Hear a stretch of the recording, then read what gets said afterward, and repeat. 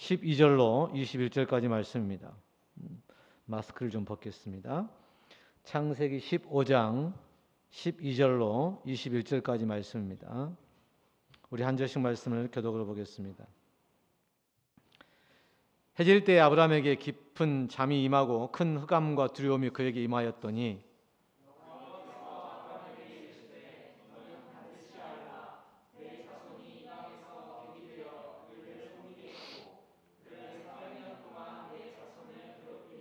그들이 섬기는 나라를 내가 징벌할지미요 그 후에 내 자손이 큰 재물을 이끌고 나오리라.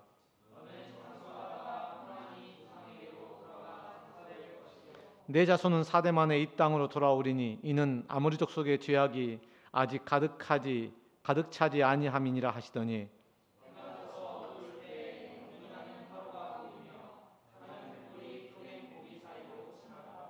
그날에 여호와께서 아브라함과 더불어 언약을 세워 이르시되 내가 이 땅을 애굽 강에서부터 그 큰 강 유브라데까지 내 자손에게 주노니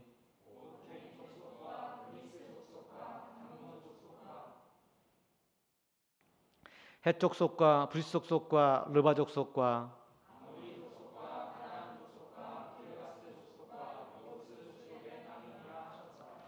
아멘.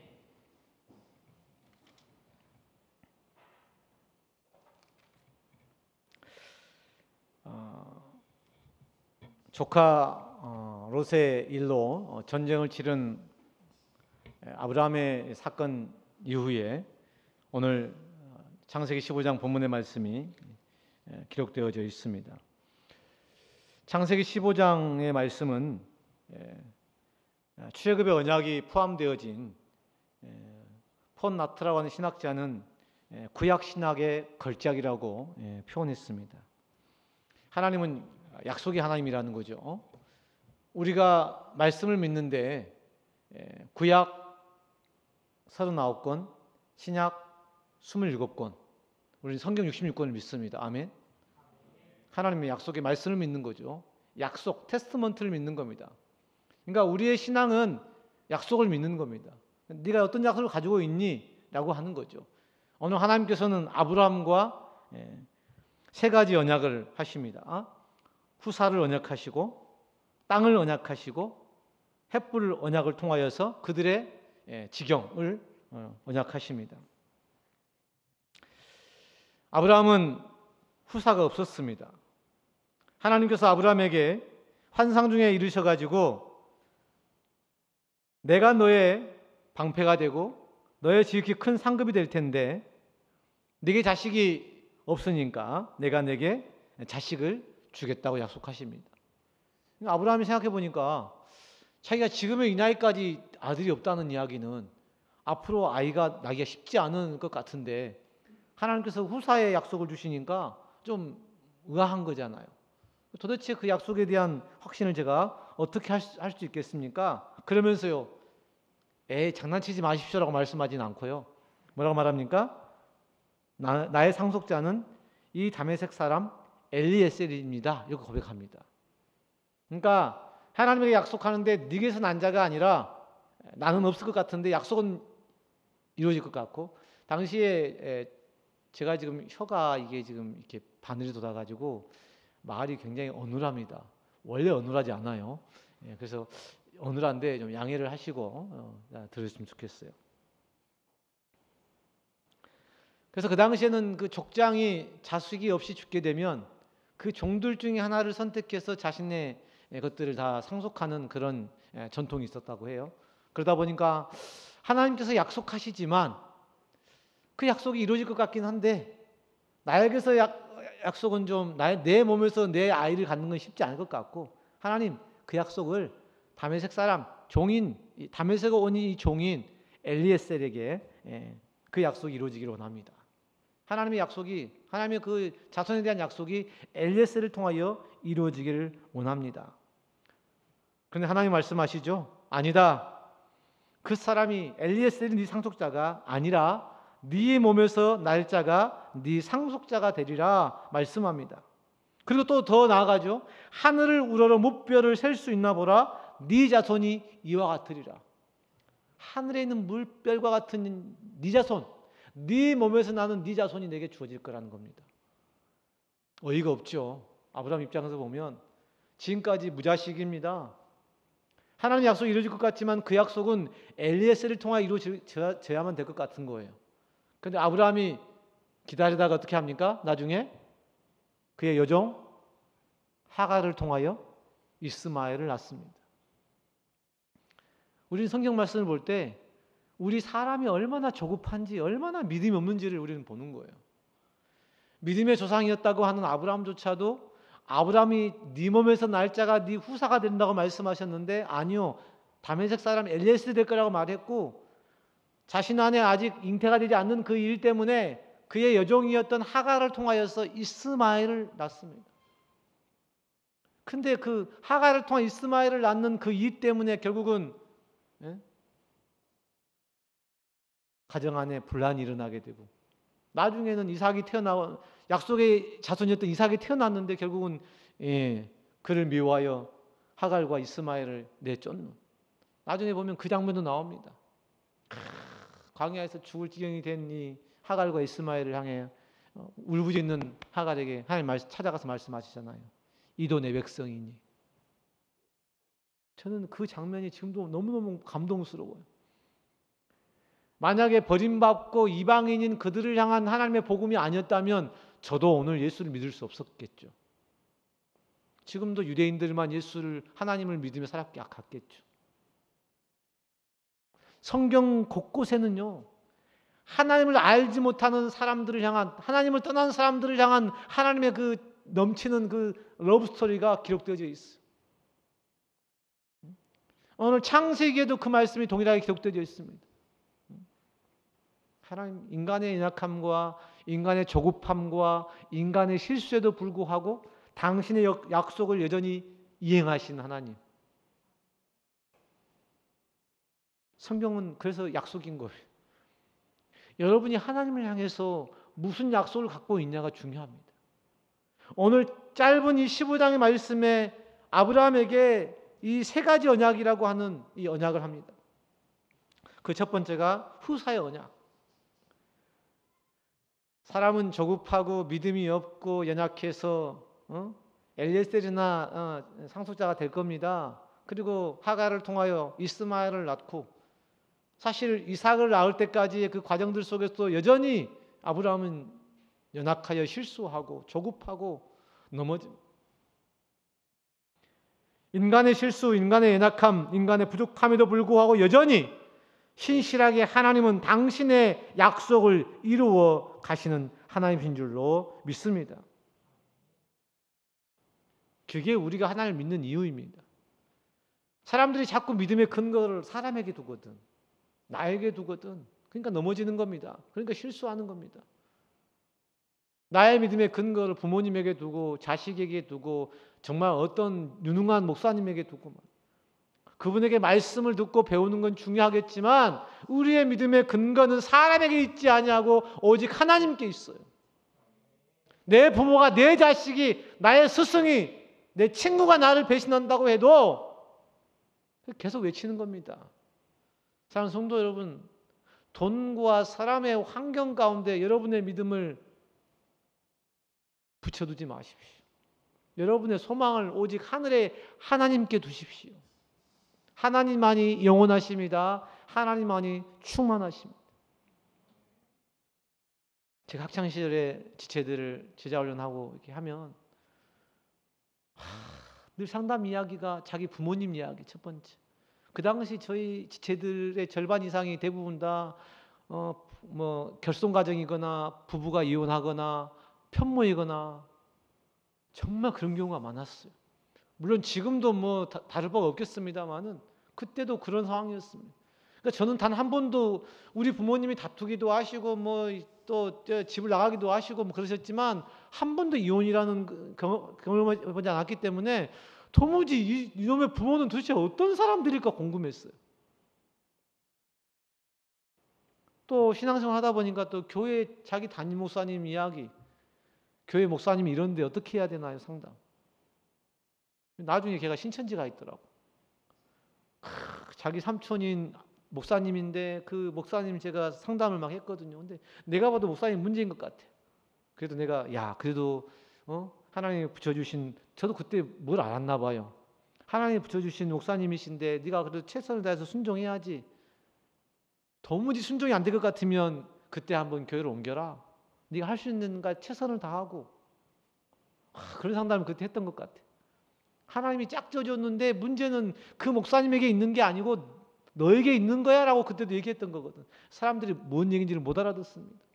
사람에게서 문제를 찾고 부모에게서 문제를 찾고 자식에게서 문제를 찾습니다. 여러분이 그 부모님에게 그 목사님에게 붙여주신 하나님의 뜻이 있는 거예요. 아멘. 여러분이 잘나고 똑똑해서 그 부모 밑에, 죄송합니다, 그런 부모 밑에 여러분이 태어난 게 아니야.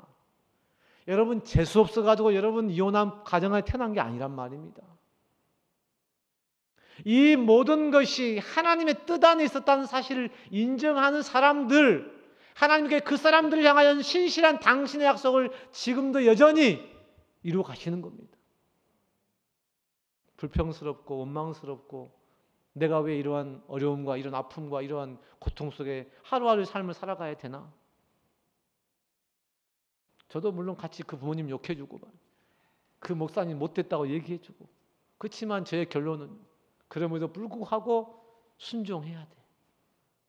그럼에도 불구하고 하나님께서 바꾸시지 않거나 거두시지 않는 한 순종해야 돼. 오늘 예은이가 많이 피곤한가 봐. 너 수업 듣고 왔니? 나도 괜히 막 피곤해지는데. 예. 얼마나 그런 상담을 많이 했는지. 근데 솔직히 저도 그런 부모잖아요. 저도 그런 목회자이고 문제가 많은 부모예요. 문제가 많은 목회자. 물론 그런 입장에서 대변한 건 아니었습니다. 하나님의 질서를 알기 때문에 제가 영분별의 말씀을 배우기 전에도 적어도 하나님의 주권에 대한 로드십이라고 하는 아주 기본 어렴풋하게 그게 있었기 때문에 그런 가르침이 가능했던 것 같아요. 그리고 제가 대학교 2학년, 3학년 되는 지체들에게는 그렇게 부딪히느니 차라리 독립을 해라. 여러분 대학생들은 독립이 가능하잖아요. 여러분 집을 나오는 건 불법이 아닙니다. 여러분 18세가 넘어가면 집을 나와야 돼. 가출하지 말고 출가를 해야 된다고. 독립을 해야 된다고. 결혼이라는 건 뭡니까? 남자가 부모를 떠나 아내와 연합하는 게 결혼이잖아요.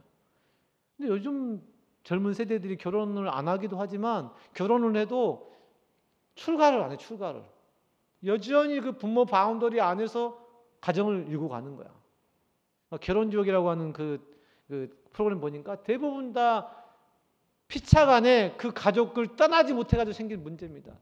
내 본토와 친척과 아비 집을 떠나라고 말씀하셨는데 떠나지 못해. 신앙생활도 떠나지 못해. 많은 사람들이요 지금도 부모님 혹은 형제들 가운데 매여가지고 신앙생활에 그 무게를 져가고 있는 겁니다. 쓸데없는 짐을 져가고 있는 거예요. 18세가 넘으면 여러분이 자발적인 선택으로 여러분 인생을 선택할 수 있어요. 여러분 다 가출하라는 소리가 아닙니다. 출가라는 소리예요. 전혀 다른 개념입니다. 여기서 저한테 출가를 하라고 권면 받은 사람이 몇 명 있어요. 때가 되면 너 그렇게 사느니 차라리 네가 순복할 수 없거나 그분들이 대속할 수 있는 상황들이 아닌데 그 상황에 있어봐야 그건 지옥이다. 지옥. 차라리 떨어져 있는 게 둘 다 천국일 수 있어. 그런다고 부모와 자식에 대한 의무를 하지 말라는 의미는 아니지만 말이죠. 이 후사의 언약이에요. 사람의 언약. 이 사람들은 이 부모와 자식 간의 이 끈끈한 것들로 이게 마치 사랑이라고 표현하지만요. 하나님이 없는 이 부모와 자식 관계는요. 사실은 물고 무는 관계입니다. 이해관계란 말이에요. 결론은. 부모는 자식을 키우잖아요. 뭐 하기 위해서? 뜯어먹기 위해서. 2066년도가 되면 우리나라 인구의 1,000만이 없어진답니다. 그리고 노령화가 됩니다. 걱정스럽지 않나요? 전혀 걱정이 안 되죠. 여러분 시대에 여러분의 노후의 삶을 책임질 애들이 없어진단 말입니다. 세상은 그래. 하나님이 없는 세상은 결국은 서로 물고 물리는 그런 관계입니다. 뜯어먹는 관계. 필요에 의한 존재, 필요 충분 조건인 거예요, 그게. 사랑이라고 우리가 말하지만 그 사랑 자체가 자식을 다른 길로 가게 만들고 부모를 왜곡되게 만들고 잘못된 사랑의 모습인 거예요. 사랑은 다 내어주는 것, 사랑은 유익을 구하지 않는 것, 사랑은 전부를 내어주는 것이라고 하잖아요. 근데 아니야. 딱 이해관계잖아요, 이해관계. 그래서 요즘은 자식이 부모에게, 부모가 자식에게 요구하는 게 그렇게 많습니다. 아이를 사랑한다고 말하는데 그 사랑이라는 것들로 굴레를 씌워가지고 통제를 한 거잖아요. 저도 조금 좀 유해졌습니다만 저도 얼마나 아들의 불안전함이 저는 불안한 겁니다. 그러니까 내가 불안하는 것은 뭐냐면 아들을 위해서가 아니라 나의 그 불안전함을 위해서 아들을 막 그렇게 살면 안 된다고 얘기한 거예요. 최근에 바뀌었습니다. 네 맘대로 해라. 게임을 하든 가서 쳐놀든. 다만 하나님을 잊어버리지 마라. 하나님만 빼고 나머지는 다 네가 하라고. 하나님 때가 되면 아들을 그 불안전함 속에서 은혜로 그를 붙드신 하나님을 믿는 그 믿음이 내 안에 없었던 거예요. 목사인데 24년이라는 시간 동안 내가 아들을 키운 겁니다. 누가 키우는데? 하나님이 당신의 약속을 아들을 통해 이루어 가시는데 내가 하나님 돼가지고 아들을 이렇게 하라고 저렇게 하라고 한 거예요. 그러니까 아들이 그 불안전함 속에서 하나님을 만날 자신의 믿음을 테스트하고 시험할 그런 공간을 통제당해버린 겁니다. 그래서 어제 상담할 때 고민을 좀 얘기하길래 하기 싫으면 하지 말라고 했어요. 제가 이런 얘기를 한 번 해본 적이 없거든요. 이 자식이 이렇게만 얘기했는데 어제는 네 맘대로 해라.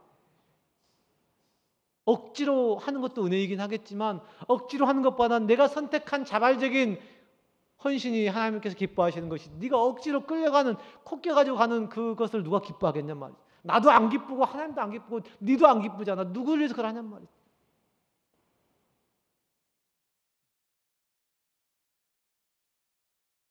신앙은요 자발적인 선택입니다. 아멘. 내가 은혜로 내가 그 길을 선택하는 것이지 누가 나에게 그 길을 강요해서 그 길을 가는 건 그건 하나님을 향한 것이 아니에요. 부모 자식 간도 똑같습니다. 내 만족, 내 유익을 취하기 위해 자식이 목사 아들이 그러면 안 될 것 같으니까 막 하는 거잖아요. 나를 위한 거예요. 나를 위한 거. 그래서 아들의 불안전성을 시험하고 테스트하고 훈련되고 하나님 앞에 바로 서갈 만한 그런 기회를 다 제거해버린 거잖아요. 그래서 온실 안에서 그거 키워갔던. 후사 연약을 통한 아브라함의 모습은 그렇지 않아요. 믿음의 조상이었던 아브라함의 모습은 절대 그렇지 않습니다. 인간의 조급함과 연약함과 실수를 통하여서도 여전히 신실하신 하나님의 그 약속이 이루어가는 그 과정들을 우리에게 보여주고 있는 겁니다. 그래서 방종시키라 그런 의미는 아닙니다. 우리가 믿음으로 하나님을 붙들고 있으면 만사 오케이 아멘. 중요한 건 우리의 불안함과 우리의 그 다그침이 하나님의 사랑에 있지 아니하고 하나님의 주권에 있지 아니하고 마치 내가 주인 되어서 내 자식을 내 양을 어떻게 하려고 하는 내 부모 내 형제를 어떻게 하려고 하는 그 자세가 잘못됐다 그 말이에요. 그리고는 자기 선택은 안 해. 그리고는 또 그 집으로 또 기어 들어가.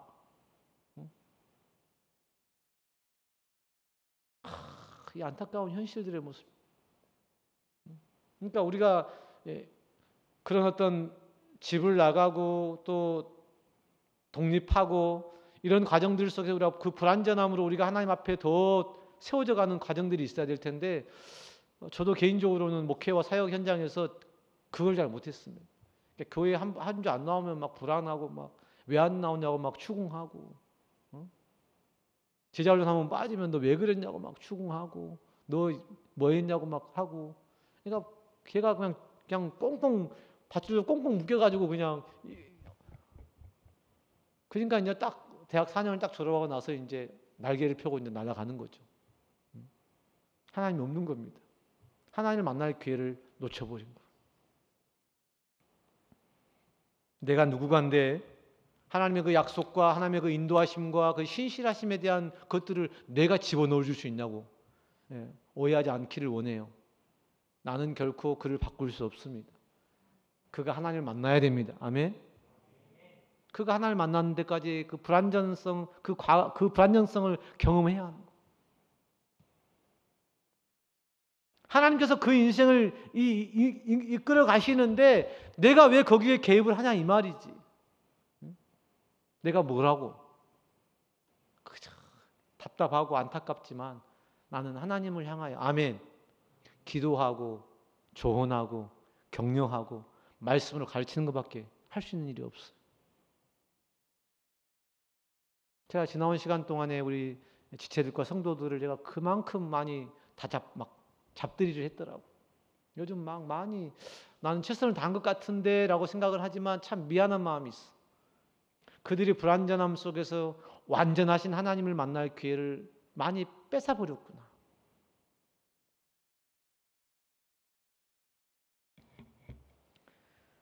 두 번째 언약은 땅의 언약입니다. 아브라함이 이 후사의 약속을 통하여 아브라함이 여호와를 믿으니 여호와께서 이를 그의 의로 여기셨다고 말씀합니다.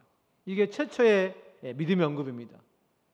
아직 아브라함이 할례받지 않을 때니 이것은 유대인들이 말하는 할례와 이 혈통을 통한 믿음의 의는 아닙니다. 이 자체로 이신득이 믿음의 의입니다. 아멘. 그러니까 지난주에 제가 외쳤지 않습니까? 예배란 11조라는 게 율법의 어떤 그 산물이 아닌 믿음의 산물이라고. 아멘. 믿음의 고백이라고. 그래야만 되는 게 아니라 전부가 하나님의 것인데 내 인생 전부가 하나님의 것인데 라는 고백이란 말이에요.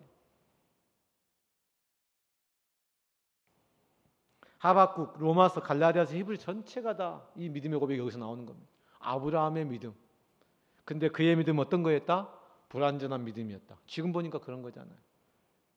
아브라함의 인생을 통틀어 보았더니 이삭을 드리고 또 믿음의 고백으로 했던 그 모든 과정들을 보니까 야 하나님께서 그에게 약속하신 그 믿음을 끝까지 붙들어서 그 아브라함에 붙드는 그 믿음 때문에 그가 믿음의 조상이 되었구나라고 우리는 결과를 말하는 거잖아요. 근데 우리는 지금 이 말씀 전체의 결과를 가지고 지금 우리가 걸어간 이 현재의 시간들을 딱 잘라버리는 거예요. 우리가 예은이의 인생을 지금 보는 1, 2년의 그 시간으로 딱 재단해버리는 겁니다. 그리고 이것이 어쨌다 평가하는 거야. 이 모든 판단은 누구의 것이라고? 하나님의 것이. 마치 내가 하나님이 돼가지고 너가 이러하니까 이러하고 저러하니까 저러한다는 그 얘기를 한다는 것 자체가 너무 이게 오버하는 거예요. 하나님께서 예은이의 인생을 다루고 가실 그 기회를 뺏어버리는 거예요. 내가 하나님 되어가지고. 무서운 일인 거예요 이게. 근데 너무 쉽게 우리는 그렇게 판단해버렸어. 과거 20여 년의 삶을 인도해 주신 하나님도 빼버리고 눈에 보이는 그 예은이의 그 삶의 모습을 통해서 죄송해요. 예은이가 자주 얘기되는 건 맨 앞에 있기 때문이에요. 내가 특별히 미워하거나 사랑해서가 아니에요.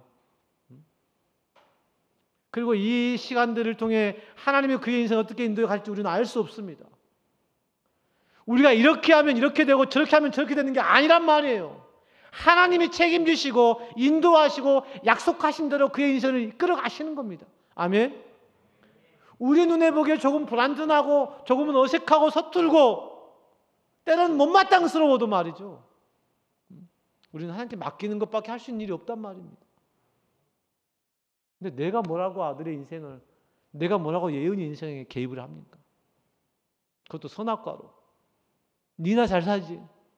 아빠나 잘하세요. 요즘 제가 너무너무 아들을 볼 때마다 너무너무 미안한 마음인 거지. 내가 똑바로 살았으면 아들이 저럴까. 이런 마음이 더 커요 이제는. 옛날에는 아들을 보고 아내를 보면서 막 했는데 지금은 저만 쳐다봅니다.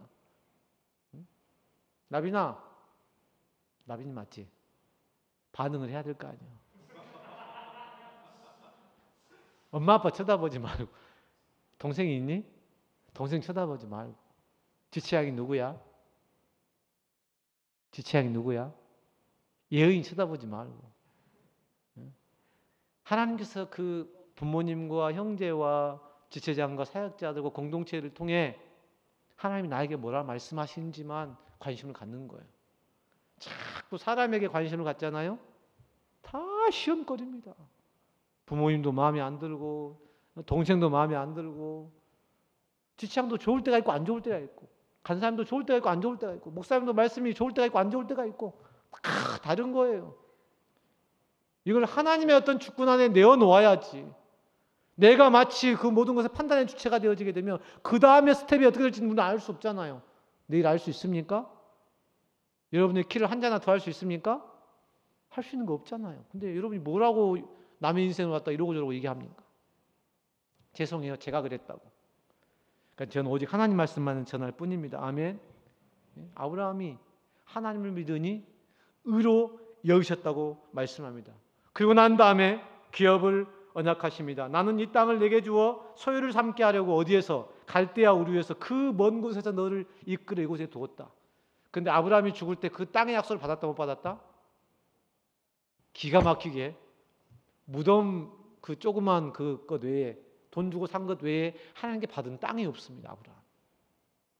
그래서 히브리서는 기록하는 거잖아요. 그가 소망 중에 바라봄으로 그의 자손이 그 큰 기업을 얻었다. 할렐루야.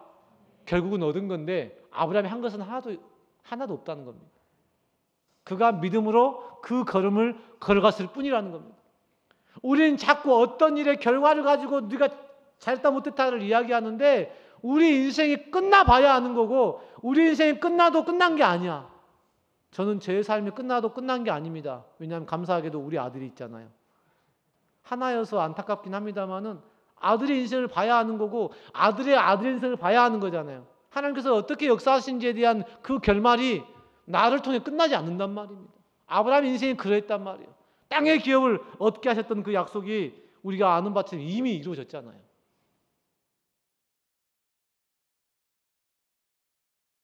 그 언약의 증표로 제물을 하나님께 드리고 그 제물의 중간을 쪼개가지고 이 중간을 쪼갠다는 의미는 이 약속이 그만큼 확실하다.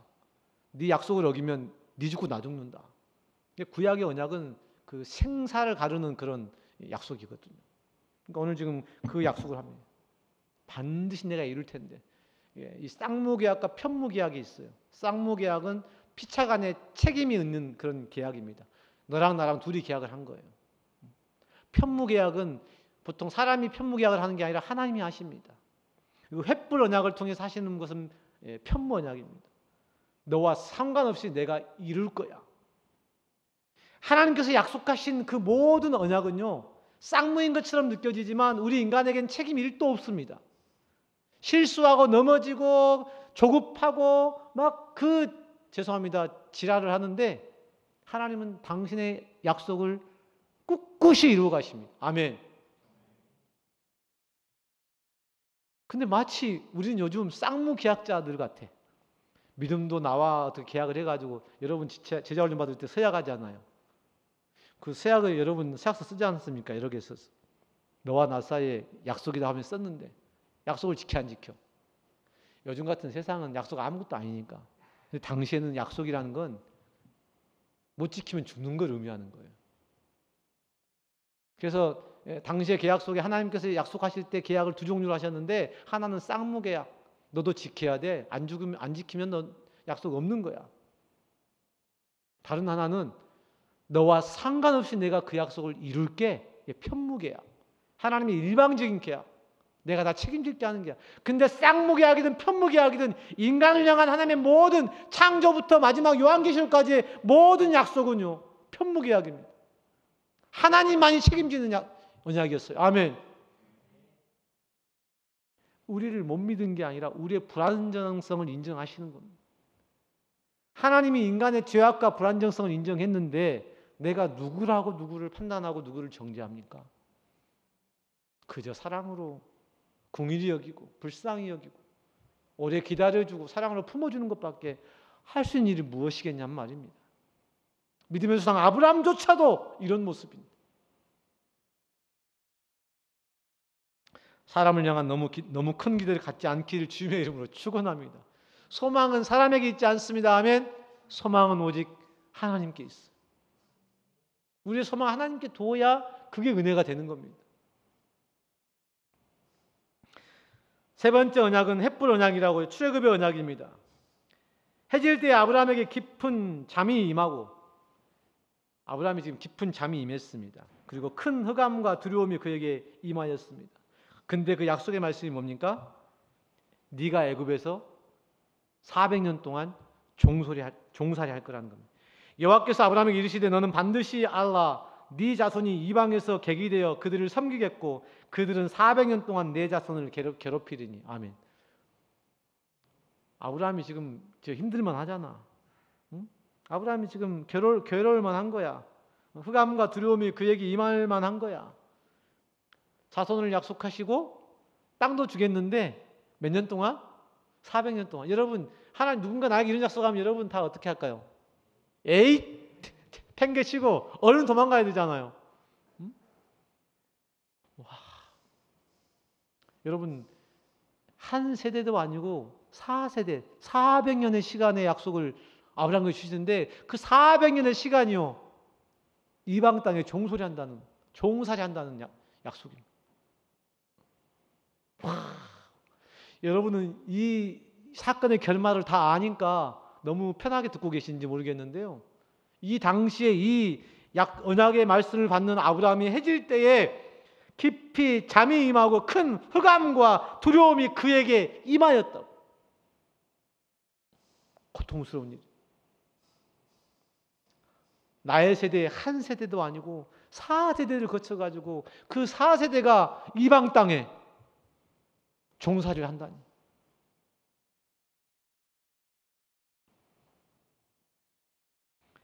근데 그 종살이의 목적이 있습니다. 15, 16절 말씀 보니까 내 자손은 4대 만에 이 땅으로 돌아오리니 이는 아모리 족속의 죄악이 아직 가득 차지 아니함이라 하시더라. 400년 동안의 종살이 가운데 이스라엘 백성들의 향한 그 약속보다도 아모리 족속을 향한 말씀입니다. 이걸 조금 달리 표현해 보면 아모리 족속은 그 가나안의 그 10족속, 그 여호수아에 보면 7족속이라고 얘기하잖아요. 가나안 족속, 여부족을 포함해서 7족속인데 이 창세기 12장 이 전정에서는 11족속이 나왔고 오늘 창세기 15장에서는 10족속이 나왔습니다. 걔들도 뭐 족속이 있다 없다 할 수 있는 거니까 뭐 족속이 통합되기도 하고 없어지기도 하고 그럴 거잖아요. 10족속이 나와 있는데 그 중에 아모리 족속도 가나안 족속 중에 한 족속입니다. 그들의 죄악이 아직 가득 차지 아니었다는 이 말씀은 그들에게도 회개할 기회가 있다 없다. 하나님 이런 분이십니다. 우리가 그 승자의 관점 혹은 믿음의 관점에서 이 말씀을 보니까 막 전쟁에서 막 그 족속들이 막 죽이고 막 하니까 막 와 이럴지 모르겠는데요. 하나님 관점은 그 죽어 나가는 반대편의 영혼들에게도 관심이 있으신 분이세요. 그들을 향해서도 400년의 시간을 참아 기다리신 하나님.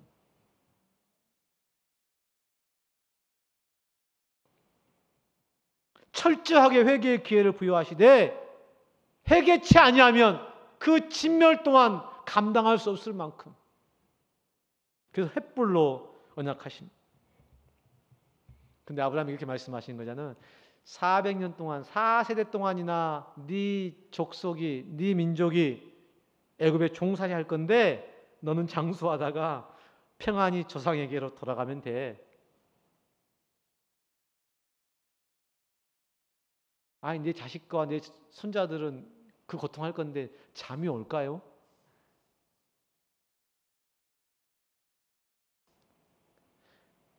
근데 아브라함은 잠이 왔을 것 같거든요. 하나님을 믿으니까. 아멘. 그 시간이 100년이든 400년이든 1000년이든 상관없는 겁니다. 우리가 보니까 이 시간표가 400년이면 엄청 긴 것처럼 느껴지지만 하나님 편은 1000년이 하루 같고 하루가 1000년 같은 거예요. 아멘. 하나님은 시간과 공간에 제약이 없으세요. 우리가 성경을 그런 관점으로 봐야지. 와, 400년 못 견디겠다 하면 안 된다는 거예요. 마치 내 인생에 내 삶으로 끝나버릴 것처럼 하나님 믿으면 안 된단 말이에요. 내가 태어나기 이전과 태어난 이후의 나의 삶과 죽은 나 이후의 삶까지를 한 선에서 다 보고 계신 하나님. 아멘. 그 하나님 안에 우리가 두려워할 게 뭐냔 말입니다. 그래서 아브라함에게 말씀하시는 겁니다. 너는 장수하다가 평안히 조상에게로 돌아가 장사될 것이라고 말씀합니다. 해가 져서 어두울 때 연기 나는 화로가 보이며 타는 햇불이 쪼갠 고기 사이로 지나가더라. 창세기 15장 17절에 이 약속이 횃불 언약입니다. 내가 반드시 지키겠다고 하는 거예요. 횃불은 진노와 심판이 함께 포함된 거예요. 회개치 아니하면 회개의 기회를 내가 충분히 여러분이 돌아올 기회를 하나님을 잘 섬길 기회를 얼마든지 내가 주겠지만 네가 돌아오지 아니하면 회개치 아니하면 내가 반드시 심판하죠. 하나님의 화와 복은 명확한 겁니다. 거짓이 없어요. 틀림이 없습니다. 그러니까 우리가 사람과 돈의 환경 가운데 의존하지 말고 하나님께 우리의 마음을 두라는 말은 뭐냐면 하나님께서 기억하시고 갚으실 것이기 때문에 그렇습니다. 여러분의 신앙생활을 눈에 보이는 사람 때문에 하지 않기를 주님의 이름으로 축원합니다.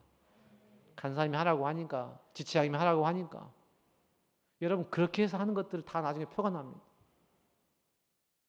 여러분이 하나님 안에서 진실된 마음으로 한 그 모든 것, 지금은 손해보는 것 같고 지금은 억울하고 지금은 불편스럽고 불평하고 원망하는 그 일일지라도 하나님께서는 1.1획도 흐트림이 없이 약속대로 다 갚아주신 하나님이신 줄로 믿습니다.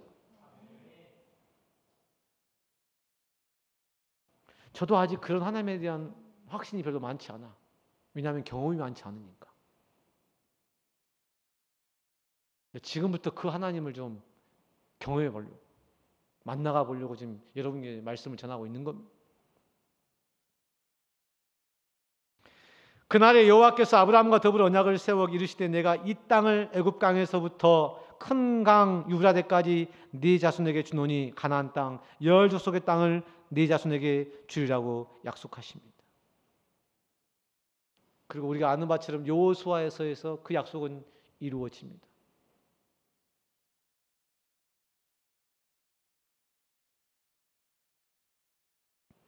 오늘 우리는 아브라함을 통하여서 아브라함과 이 하나님의 그 언약의 약속, 후사의 약속과 땅의 언약과 햇불 언약을 통한 애굽에서 종살이하다가 4대 만에 너희가 출애굽하여서 너희의 약속의 땅에 돌아오리라고 하는 이 약속의 말씀을 들으면서 하나님께서 얼마나 오랜 시간 동안 참아 기다리시고 그분 얼마나 정확하신지 나는 알 수 없어.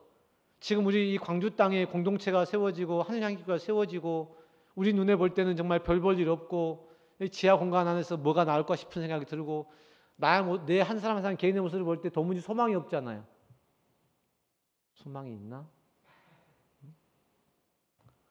연약하고 턱없이 부족한 것처럼 느껴지지만 하나님이 저를 광주 땅에 보내시고 다시 개척하게 하시고 회관을 2-3번 옮기게 하시고 앞으로 어떻게 될 것인지는 저는 알 수 없어요. 때로는 아브라함에게 주는 그 두려움과 어둠이 나를 휘감는 것처럼 두렵기도 하고 이 공동체 이러다가 사라지는 것 아닌가? 이러다가 우리 교회 없어져 버리는 것 아닌가? 제 안에 인간적인 그런 고통의 시간들이 없었겠냔 말이죠. 지금도 있어요. 여기 계신 한 분 한 분들에게 과연 이 공동체와 이 교회를 위탁해도 되나? 옛날엔 그랬거든. 지금은 죄송합니다. 그 모든 일이 하나님께 있음을 믿습니다. 옛날엔 사람 봤단 말이에요. 야, 효석이 쓸만한데? 효석이 졸업하면 끝인 거예요. 제가 어떻게 될지 어떻게 합니까? 아무도 모르는 겁니다. 근데 걔한테 소망을 품고 4년, 5년 막 하는 거 기대했다가 얘가 딴 데로 이제 출세는 아니고 취직해가지고 이제 간다고 하면 그래 마음이 막 어려운 거예요. 시험 봐도 뭐 광주에서 봐야 된다고. 응? 제가 그랬잖아요.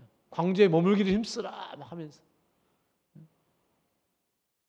인간적인 그 욕심들, 하나님과 상관없는 그런 저의 바램들, 원과 한, 그것 때문에 상처받고, 그것 때문에 아파하고, 그것 때문에 배신감을 느끼고.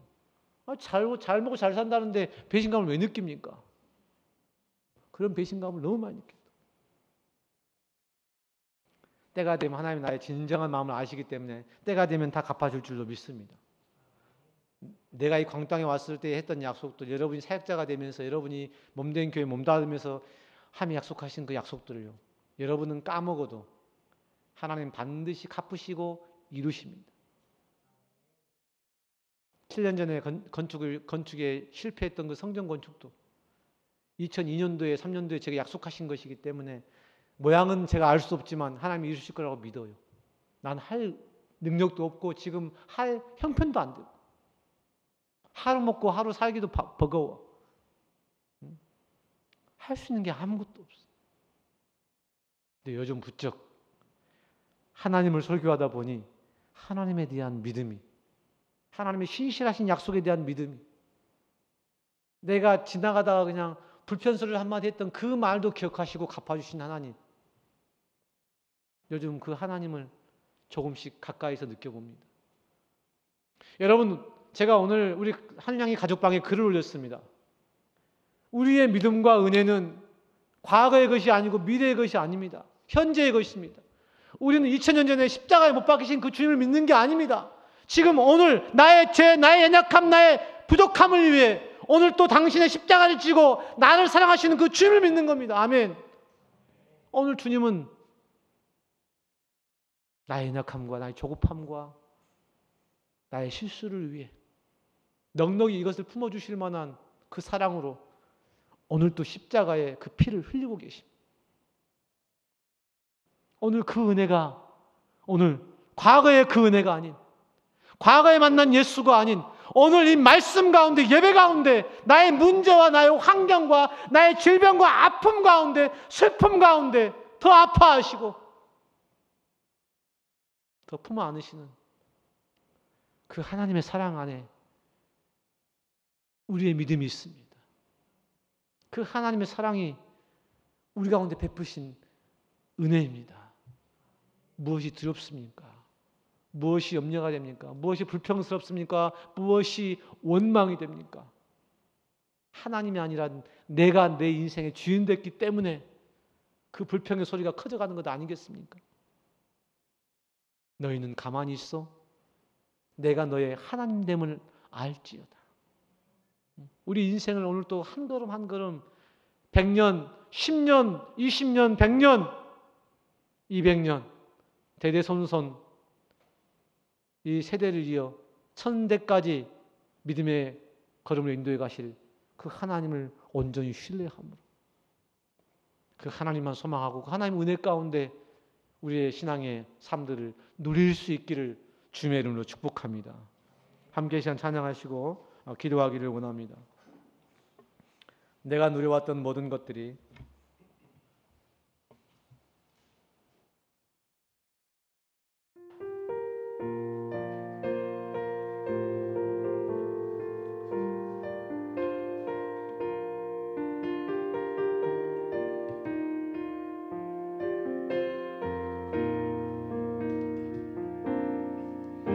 내가 누려왔던 모든 것들이 내가 지나왔던 모든 순간이 내가 걸어왔던 모든 순간이 당연한 것 아니라 은혜였소. 아침 해가 뜨고 저녁에 노을, 아침 해가 뜨고 저녁에 노을, 봄꽃 향기와 가을의 열매 변하는 계절의 모든 순간이 당연한 것 아니라 은혜였소. 모든 것이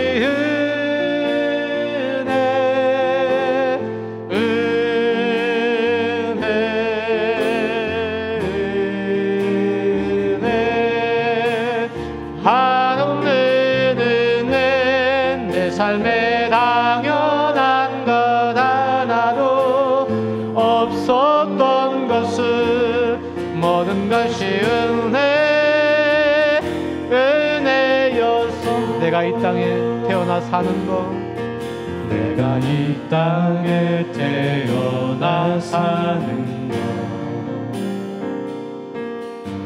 어린아이 시절과 지금까지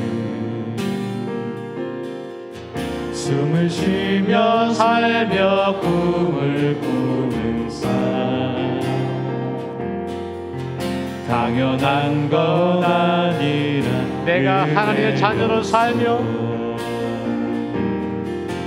내가 하나님의 자녀로 살며 오늘 찬양하고 예배하는 삶,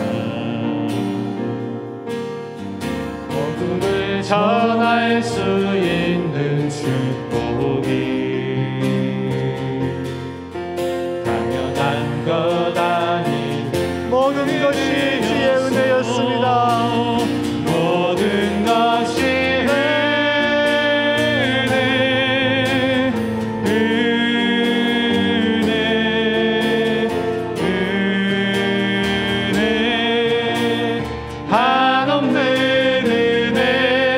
삶에 당연한 것 하나도 없었던 것을 모든 것이 은혜, 모든 것이 은혜, 모든 것이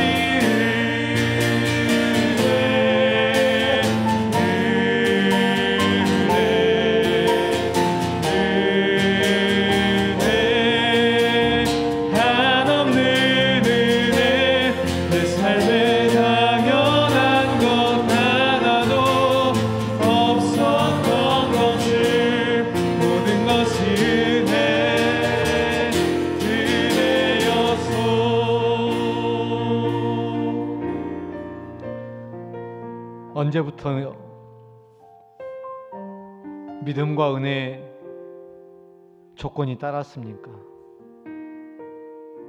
잘하면 사랑해주고 못하면 징벌하는 것이 은혜였습니까? 우리는 선악과로 잘하고 좋은 것들을 취하면 좋은 열매, 좋은 결과를 얻을 것이라고 그렇게 인생을 달려왔습니다. 그러나 하나님 편에서 보면 좋은 것 나쁜 것에 구분이 없습니다. 오직 하나님의 사랑만이 있습니다. 주님은 우리가 연약할 때, 우리가 죄인 되었을 때, 하나님과 원수가 되었을 때, 조급할 때, 실수할 때, 넘어질 때, 좌절할 때, 불평할 때, 원망할 때, 그때 묵묵히 말없이 우리를 품에 안으시고 십자가에서 물과 피를 다 쏟으셨습니다. 지금도 주님은 나를 사랑하셔서 지금도 십자가를 지고 골고다 언덕길을 나와 함께 동행하십니다. 아니, 내가 지쳐 쓰러져 잠자는 그 순간에도 오늘 주님은 십자가에서 그 고귀한 피를 나를 위해 흘리십니다. 그것이 우리를 향하신 하나님의 사랑입니다. 하나님, 그 하나님의 사랑에 근거한 우리가 믿음의 결단으로 그 은혜의 삶을 이 땅 가운데 넉넉히 충분히 영원토록 누리게 하여 주시옵소서. 우리는 시간이 짧아 이 땅의 삶을 누리지만, 우리는 육신의 몸을 입고 있어 공간의 제약을 받지만, 주님과 함께 부활 생명으로 누릴 그 영혼을 소망하며 영혼을 사모하며 오늘 또 하늘의 소망을 두고 살아가는 우리의 인생들 되게 하여 주옵소서. 주님의 사랑 앞에 우리의 믿음을 고백하며 모든 것이 주의 은혜였음을 함께 고백하며 나가십시다. 하나님, 아픕니다. 힘듭니다. 지치고 어렵습니다. 내가 주인 되어 좋은 것들, 훌륭한 것들, 잘하는 것들을 모아 내 인생 최선을 다해 달려왔음에도 불구하고 그렇지 못한 열매, 그렇지 못한 결과, 아픔과 상처와 슬픔뿐인 내 인생 바라보며 오늘 애통해하며 고통하며 오늘 또 불안해하고 두려워하고 염려하며 하나님을 향해 달려왔던 나의 걸음인 것처럼 생각되어졌지만, 하나님의 사랑을 까마득히 잃어버린 채 내 열심만 꿈틀거리며 모든 것들이 엉망이 되어버린 나의 삶의 지나온 날들을 바라보며 이렇게 망하게 하심, 이렇게 혼란스럽게 하심, 이렇게 고통스럽게 하심도 하나님의 뜻이었음을, 하나님의 은혜였음을 이 시간 고백하며 육신의 고통을 안고 삶의 질거를 지고 관계 어려움들 때문에, 직장의 문제들 때문에, 가정의 아픔들 때문에, 부모 문제들 때문에, 자식 문제들 때문에, 알 수 없는 내일의 염려와 두려움 때문에 하루하루 살아가는 삶이 벅찬 우리의 인생 가운데 오늘 주님 찾아오셨어. 내가 너의 하나님 되어 주겠다고 오늘 약속하신, 내가 너의 반석이 되어 주겠다고, 내가 너의 방패가 되어 주겠다고, 내가 너의 지극히 큰 상급이 되어 주겠다고 말씀하십니다. 하나님, 우리가 세상을 바라보지 않게 하여 주시고 우리가 사람을 의지하지 않게 하여 주시고 선악과로 주어진 나의 열매를 바라보지 않게 하여 주시고 오직 우리의 소망을 하나님께 만들 수 있도록 우리의 영혼을 붙잡아 주시기를 원하옵소서. 또한 우리를 붙잡아 주옵소서. 너희 사람들을 주고 도와줘 주옵소서.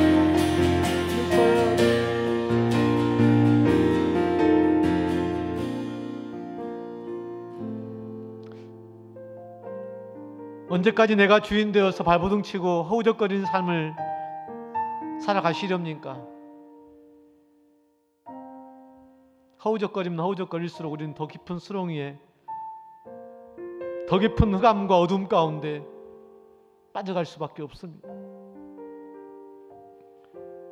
우리가 이 세상 가운데 구원받을 수 있는 유일한 길, 나를 사랑하사 십자가를 져주신 주님의 십자가를 붙드는 것 외에 다른 길은 없습니다. 다른 일로서는 구원받을 수 없나니 천하인간의 구원을 받을 만한 다른 힘을 주님이 없다고 말씀하셨는데 왜 내가 구원의 주체가 되어 그 힘들고 어려운 구원, 그 힘들고 어려운 문제들을 해결해 버리려고 하십니까?